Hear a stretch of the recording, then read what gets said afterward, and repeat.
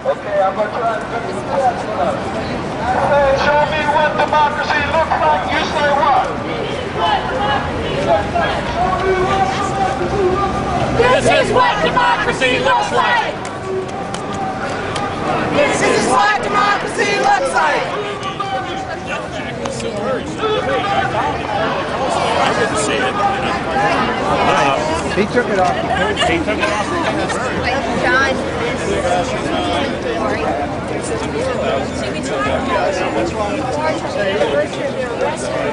We came up here 2 years ago to meet with Stephen Downes and Lynn Jackson and try to help found Project Salam at the Albany Law School.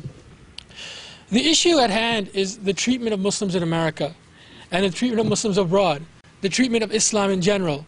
And it comes to fruition with these cases. These particular cases are examples of the breakdown of due process, the breakdown of basic humanity when it comes to Muslims. Because once you start treating people like they're not human, it's easy to send drone strikes against them. Well, we killed one person that was of relevance, but 20 other people in his family in Peshawar, or something to that effect. Here, you know, the treatment of my brother, who knows about my brother's case, Fahad Hashmi? So, Fahad took a plea deal where we expect he'll be in jail for another 8 years. He was facing 70 years in jail. On the eve of his trial, I want to talk about this, on the eve of his trial, the government agreed to a plea deal, which is rare, because of what the public pressure, the pressure that was mounted with work that we were doing with Project Salam, with Theaters Against War, by getting into the newspaper, by getting into the Nation magazine, Mother Jones, the New York Times. And what has happened in the past 9 years was the Muslim in America was dehumanized. It was, they were treated, you know, as soon as a case of a Muslim happens, I think it's very important to look at the comments in the news articles. If you read comments from like the New York Times where a Muslim story comes in, 200 of these comments are just bigoted, racist, without even, you know, exploration of what happened in the case. So with Fahad's case, we were able to build a movement around a particular message. And I wanted to talk about the message in his case. The message around his case was the conditions of confinement, the treatment of Fahad under the presumption of innocence, right, which extends out to every citizen, was deplorable. He was accused of conspiracy to provide material support by having someone stay with him, and that person gave socks to Al-Qaeda. That was it. And that's what he pled guilty to. At the end, he had 4 counts of that, which equaled 70 years in jail. I don't know of a case that somebody's actually won a terrorism case, per se, except for maybe 1 or 2. There was a guy in Pocatello, Idaho, who ran a website. He was a PhD student. He won his case.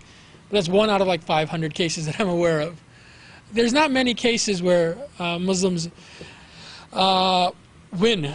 And it's not that they don't win, the due process that's allotted to them, that goes out the window.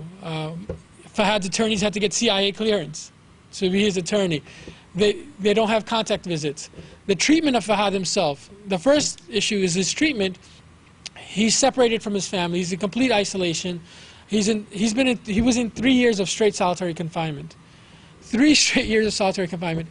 The special administrative measures that which Lynn Stewart was part of, her case revolved around. His included, you know, he can't talk out loud in his own cell. He can't take a shower by closing the curtain. He's already in 23-hour solitary confinement. He has minimal family visits, once a month, twice a month. Half of them were denied anyway when we tried to visit him.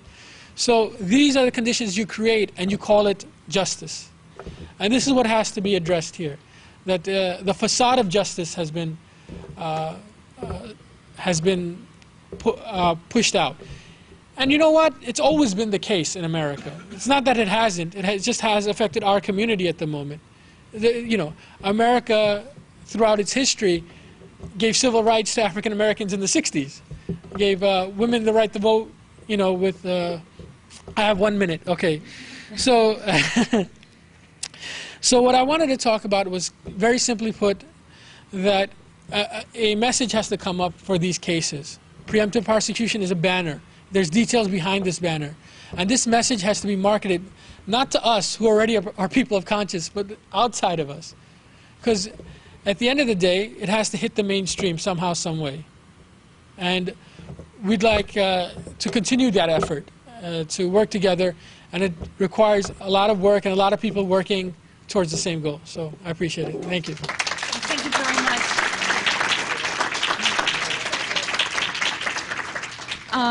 Layla Yagi?